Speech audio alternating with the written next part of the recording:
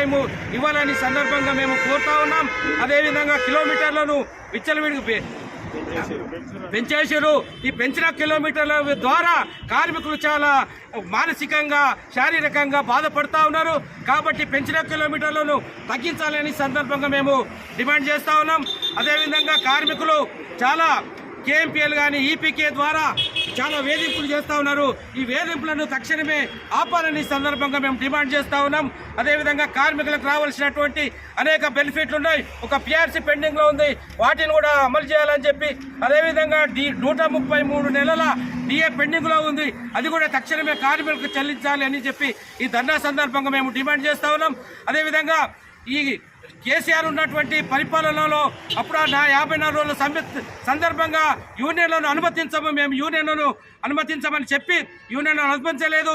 కాంగ్రెస్ ప్రభుత్వము మేము వస్తే యూనియన్ అనుమతిస్తామని, కార్మికుల సమస్యలను పరిష్కరిస్తామని మేనిఫెస్టోలో పెట్టడం జరిగింది. వాటిని అమలు చేయాలని, కార్మిక సంఘాలకు అనుమతి ఇవ్వాలని, కార్మిక సంఘాల ఎన్నికలు జరిపి కార్మిక సంఘాలను అనుమతించాలని చెప్పి సందర్భంగా డిమాండ్ చేస్తూ అనేక సమస్యలున్నాయి, సమస్యలను పరిష్కరించాలని చెప్పి మేము ఎస్డబ్ల్యూఎఫ్గా డిమాండ్ చేస్తూ అన్ని కార్మిక సంఘాలు కూడా కలిసి రావాలి పోరాటంలో అని చెప్పి, కార్మికులందరూ ఐక్యం కావాలని, సమస్యల పరిష్కారం కోసం ఈ ఐక్యతతో కొట్లాడాలని చెప్పి సందర్భంగా కార్మికులకు, కార్మిక సంఘాల నాయకులకు విజ్ఞప్తి చేస్తూ సెలవు. కృష్ణన్నకు ధన్యవాదాలు. కృష్ణన్నకు ధన్యవాదాలు. కాంగ్రెస్ ప్రభుత్వానికి మేము క్లియర్గా చెప్పడం జరుగుతూ ఉంది. ఇప్పటికైనా సమస్య పరిష్కారం చేయాలి. ఈరోజు కేవలం రాష్ట్ర వ్యాప్తంగా ఒకరోజు మాత్రమే ధర్నాకు పిలుపునిచ్చాం. మీరు పరిష్కారం చేయనట్లయితే వెంటనే రాష్ట్ర వ్యాప్తంగా ఉద్యమానికి సిద్ధమవుతామని చెప్పి ఇప్పుడు రాజేంద్ర నగర్ సీనియర్ నాయకులు, ఎస్డబ్ల్యూఎఫ్, సిఐటియు నాయకులు చంద్రన్నను మాట్లాడవలసిందిగా కోరుతా ఉన్నా.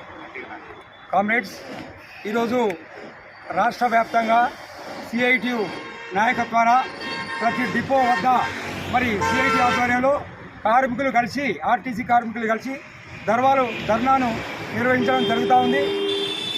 గత ప్రభుత్వం ఏదైతే టీఆర్ఎస్ ప్రభుత్వం ఉందో సంఘాలను రద్దు చేస్తామని చెప్పేసి, నిషేధిస్తామని చెప్పేసి అనడం జరిగింది. సంఘాలను ఇవి రాజ్యాంగబద్ధంగా ఉన్నటువంటి సంఘాలు, ఇవి ప్రెసిడెంట్ ఆఫ్ ఇండియా కానీ ప్రైమ్ మినిస్టర్ ఆఫ్ ఇండియా కానీ సంఘాలను రద్దు చేయడానికి హక్కు లేవు. మరి కేసీఆర్ చేసిండు. మరి ఇప్పుడున్నటువంటి ముఖ్యమంత్రి సంఘాలను మేము గుర్తిస్తాము, సంఘాల గుర్తింపు ఎన్నికలు కూడా జరిపిస్తాము అని చెప్పేసి రేవంత్ రెడ్డి గారు మరి ప్రభుత్వంలోకి వచ్చారు. ఆ కేసీఆర్ గారు దిగుపోవడంలో ఆర్టీసీ కార్మికుల పాత్ర ఎంత ఉందో మరి రేవంత్ రెడ్డి గారు గెలవడంలో కూడా ఆర్టీసీ కార్మికుల పాత్ర అంతా ఉంది. దాన్ని దృష్టిలో పెట్టుకొని గుర్తింపు సంఘాలను ముందుకు తీసుకొచ్చి సంఘాలను గుర్తింపు ఎన్నికలను జరిపి మరి కార్మికుల